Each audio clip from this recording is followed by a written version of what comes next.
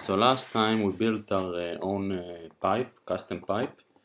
This time we would like to see how we test it.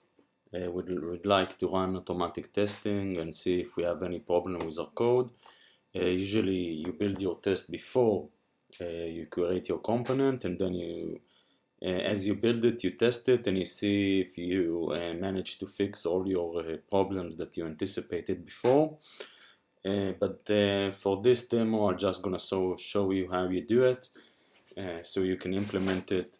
And if you would like to develop in TDD, which means test-driven development, you'll be able to.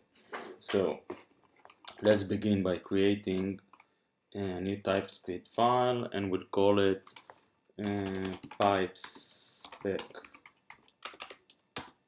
Okay, so we created our pipe spec. This time we won't be importing Angular 2 core, the component. This time we're gonna import from Angular 2 testing. So they gave us all we need for test our application. So you can see we have our usual describe before each provider, inject if you need to inject something, because as you know, we only run our test, we don't bootstrap the entire application, so we need to manually inject our providers. The it that describe exactly what are we testing. We are going to test our component that is called my pipe percentage. So let's import it.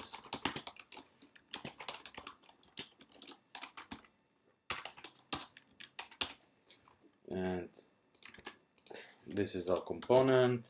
Let's describe our tests. So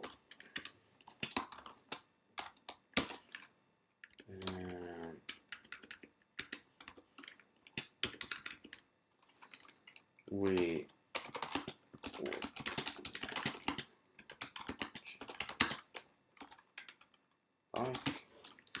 and this time I used an arrow function, and the difference between an arrow function to a regular function is that the arrow function keeps the this to the original object, as if you use a new function you would have to use something like this, create another object that called self for that, and attach it to the this, and then create a new callback function, and the this changes, so you have a reference to the this, all this using the self with the closure. But if you use an arrow function, you don't need it, and it will keep reference to the this will keep reference to the this, the original this. Before each provider, we want our mypipe component, so we specify it. And now let's start our testing. So again, we'll do it with the arrow function, but this time we need to inject. So we can inject, all we need to inject is my pipe percentage, and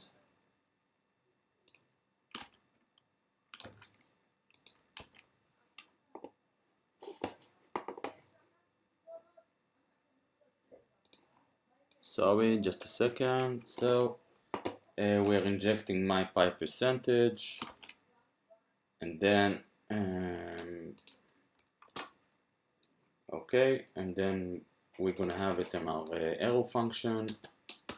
So let's talk about our first step. It should transform a number to percentage. So this is the most easiest test. It just should do what we expect it to do. So we expect it to transform some kind of number to be the exact percentage number that we would like it to be. So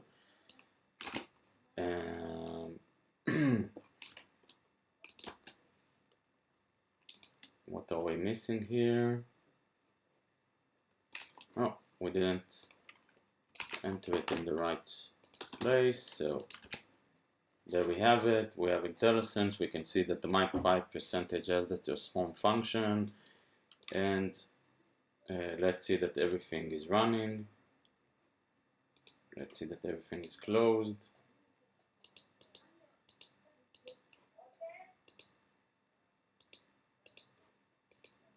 Okay, this is closed, and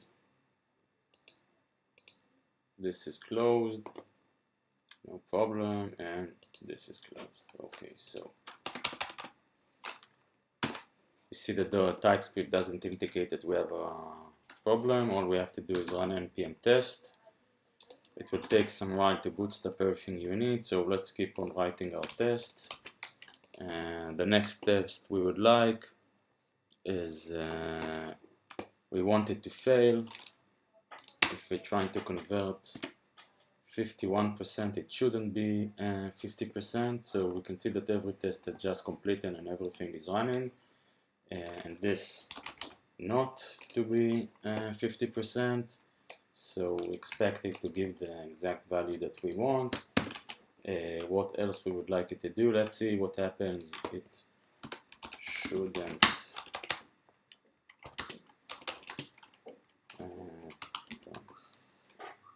transform a string. So in this case we know we're gonna throw an exception, so we do it a little differently, and as you can see, this time we expect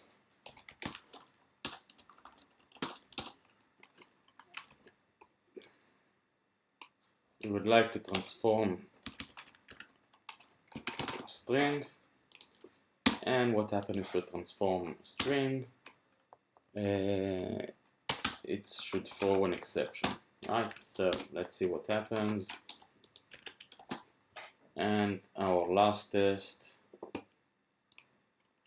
for now, let's create 2 more tests. Shouldn't transform minus number, so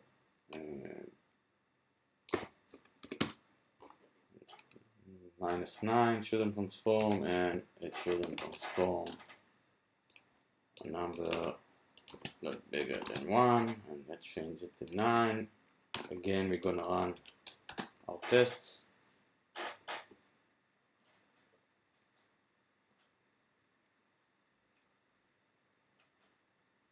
And let's see if everything works. You see that when we expect something to be thrown, we do it a little differently. We invoke our functions. We invoke the expect inside the function, and we know that the entire expect will throw an exception, and we are waiting for it. So if it throws, it's okay. If it doesn't, it's not. We can see that every test is completed, so our entire test spec is okay. In the future, if someone will decide to change our pipe, it will automatically get tested according to the test spec we described here. So it will be easier to catch new exceptions and catch the bugs before they go up to production. So I truly recommend developing using the TDD methodology, and I think it can save you some time, even though it seems like it takes more times than it saves. But when you get to huge projects, you will notice that it can save you more than a couple of times. So